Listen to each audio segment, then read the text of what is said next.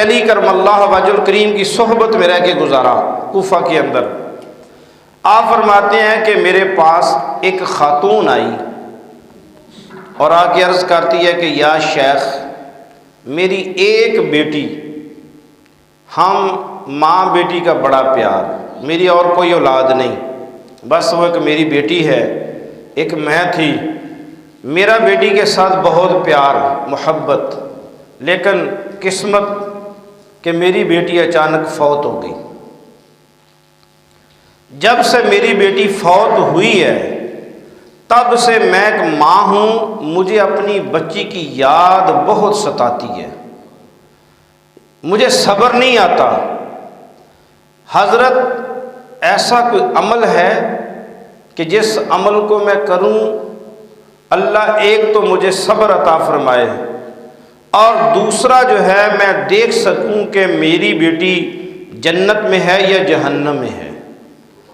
تو حضرت نے فرمایا کہ رات کو سوتے وقت عشاء کی نماز کے بعد 2 رکعت نماز ادا کرو اور وہ نفل جو ہیں اپنی بچی کی روح کو بخش دو۔ اس کے بعد سورۃ الہاکم التکاثر اس کو 41 مرتبہ پڑھو اور پھر سو جاؤ۔ چند دن یہ عمل کرو، روزانہ عشاء کی نماز کے بعد 2 رکعت نفل پڑھو، 41 مرتبہ سورۃ الہاکم التکاثر پڑھو، اس کے بعد بات نہیں کرنی، سو جاؤ، اللہ خواب میں تجھے تیری بیٹی کی زیارت کروائے گا۔ وہ خاتون گئی، اس نے جا کے وہ عمل شروع کیا۔ عمل شروع کرنا تھا کہ اللہ نے اسے خواب میں بیٹی دکھائی۔ وہ عورت کیا دیکھتی ہے کہ جہنم کی آگ ہے اور اس کی بیٹی نے جہنم کا لباس پہنا ہے، جہنم کے کوئلے ہیں اور جہنم کی دہکتی آگ ہے۔ وہ بڑی پریشان ہوئی، صبح اٹھی تو حضرت شیخ حسن بصری رحمۃ اللہ علیہ آپ کی خدمت میں حاضر ہوئی کہ حضرت میں نے اپنی بیٹی کو جہنم میں دیکھا ہے، آگ کا لباس پہنے دیکھا ہے، تو میری بیٹی تو اللہ تبارک و تعالیٰ کے عذاب میں مبتلا ہے، اللہ کی گرفت میں ہے۔ تو فرمایا تم اس کے لیے صدقہ کرو، کوئی چیز پڑھ کے بخش دو، کوئی نظر نیاز دے دو، کوئی صدقہ کر دو اس کے لیے۔ تو اس نے اپنی توفیق کے مطابق پڑھنا شروع کر دیا، صدقہ شروع کر دیا۔ کچھ دن گزرے تو حضرت شیخ حسن بصری رحمۃ اللہ علیہ خواب دیکھتے ہیں۔ خواب میں کیا دیکھا ہے کہ ایک نوجوان بچی ہے جو تخت پہ بیٹھی ہے، باغ ہے بڑا خوبصورت، نکرانیاں ہیں خدمت کرنے والی، ریشمی غلاف ہیں، ریشمی چادریں ہیں اور ہزاروں کے حساب سے اس کے گرد سفید پہنی غلام عورتیں ہیں، بچیاں ہیں جو خدمت کر رہی ہیں۔ تو حضرت شیخ حسن بصری فرماتے میں اس کے قریب سے گزرا تو اس نے آواز دی، یا شیخ حسن بصری۔ آپ فرماتے جب میں اس کے پاس گیا تو اس نے کہا کہ آپ نے مجھے پہچانا؟ فرمایا بیٹا نہیں، میں نے نہیں پہچانا۔ تو اس نے کہا کہ میں وہی لڑکی ہوں، میری والدہ آپ کے پاس آئی تھی، آپ نے اسے بتایا تھا اور میری والدہ نے وہ عمل کیا اور اس نے مجھے دیکھا کہ میں کس عذاب میں مبتلا ہوں۔ تو حضرت فرماتے ہیں کہ میں نے اس سے کہا کہ تمہاری والدہ نے خواب دیکھا تھا تو تجھے جہنم میں دیکھا تھا، تمہارے پاؤں کے اندر جو جہنم کی کڑیاں پہنی ہیں، زنجیریں پہنی ہیں، اور تم تو ماشاءاللہ جنت میں ہو، جنت کے باغوں میں ہو، حور و غلمان تمہاری خدمت پہ ہیں۔ تو اس نے کہا جی حضرت اس میں کوئی شک نہیں کہ میں جب فوت ہوئی ہوں، ہماری خواتین کی ایک عادت ہے چغلی کرنا، تو چغل خوری کی وجہ سے اللہ نے میری قبر کو جہنم کی آگ سے بھر دیا تھا۔ استغفر اللہ ربی من کل ذنب واتوب الیہ۔ لیکن آج کا دن ہمارے اس قبرستان سے ایک مسافر گزرا کو راہ گیر آدمی، تو اس نے قبرستان میں گزرتے گزرتے دل میں خیال آیا کہ یار ایک وقت آئے گا میں بھی مر کے اسی طرح قبرستان میں آ جاؤں گا۔ آج گھر ہے، کوٹھیاں ہیں، بنگلے ہیں، تو 20 سال 10 سال تو میں بھی مر جاؤں گا۔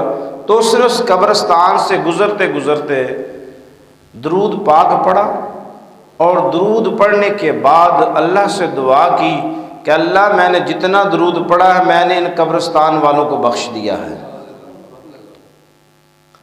تو جب یا شیخ حسن بصری اس مسافر نے وہ درود پڑھ کے اس قبرستان والی ارواح کو بخشا ہے، تو تب سے اللہ نے فوراً ملائکہ کو حکم دیا کہ اس قبرستان میں جتنے بھی گناہ گار مدفن ہیں ان سب کو جہنم سے نکال کے جنت میں بھیج دو۔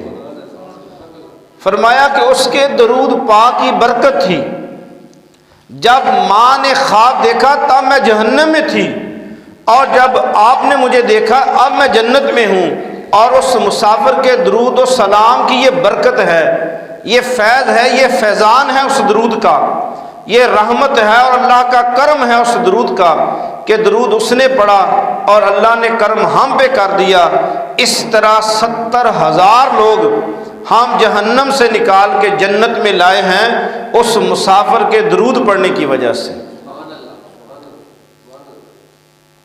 یہ واقعہ حضرت شیخ حسن بصری رحمۃ اللہ علیہ لوگوں کو سناتے تھے کہ اللہ والو، ایک درود کی یہ شان ہے کہ جس جگہ درود پڑھا جائے اللہ اس جگہ کو کبھی ویران نہیں ہونے دیتا۔ دیکھنا فرمایا ان اللہ و ملائکتہ یصلون علی النبی، کہ بے شک اللہ اور اس کے فرشتے یا نبی آپ پر درود و سلام بھیجتے ہیں۔ اے ایمان والو، تم بھی اپنے نبی محمد عربی صلی اللہ علیہ وسلم کی ذات مبارکہ پہ درود و سلام پڑھا کرو تاکہ میں اللہ تم پر اپنی رحمت نازل فرماؤں گا۔ درود ہے کیا؟ یصلون یبرکون، کہ جو درود پڑھتا ہے اس پہ اللہ کی رحمت برستی ہے۔ فرمایا آقا کریم صلی اللہ علیہ وسلم کی بارگاہ بے کس پناہ میں جب خیبر فتح ہوا تو 3-4 ہزار کا لشکر رسول اللہ صلی اللہ علیہ وسلم کے ساتھ ہے، بڑی جماعت لشکر کی۔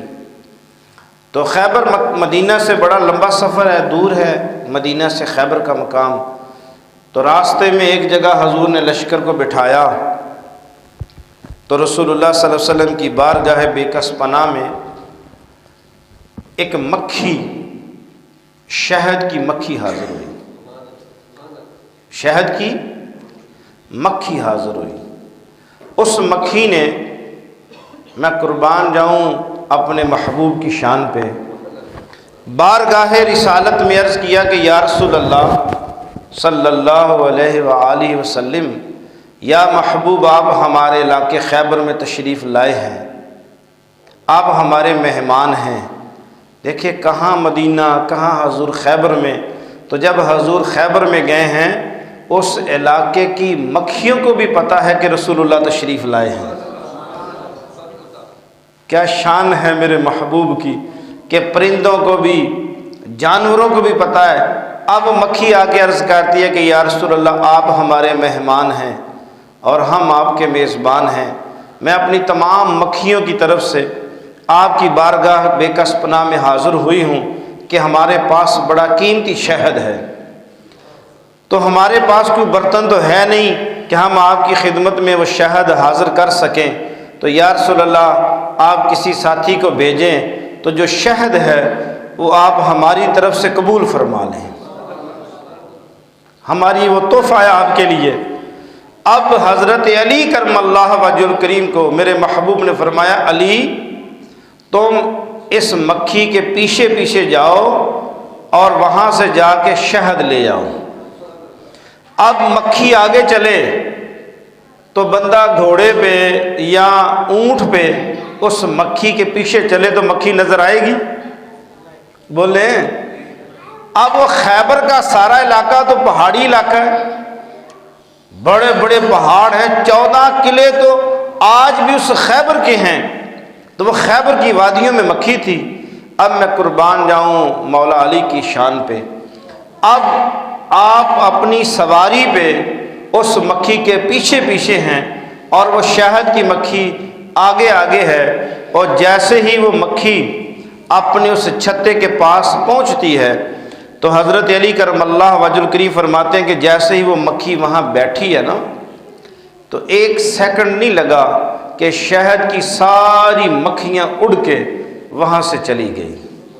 اب مولانا روم رحمۃ اللہ علیہ نے اپنی زبان میں لکھا ہے کہ جب وہ شہد کی مکھی چھتے پہ جا کے بیٹھی تو اس نے ان مکھیوں سے کہا کہ آپ دور ہٹ جاؤ، رسول اللہ کا عاشق آیا ہے، رسول اللہ نے بھیجا ہے شہد لینے کے لیے۔ حضرت علی کرم اللہ وجہ الکریم فرماتے ہیں کہ میں نے نیچے وہ بالٹی رکھی اور میرے پاس ایک چھری تھی، وہ سارا شہد اتار لیا۔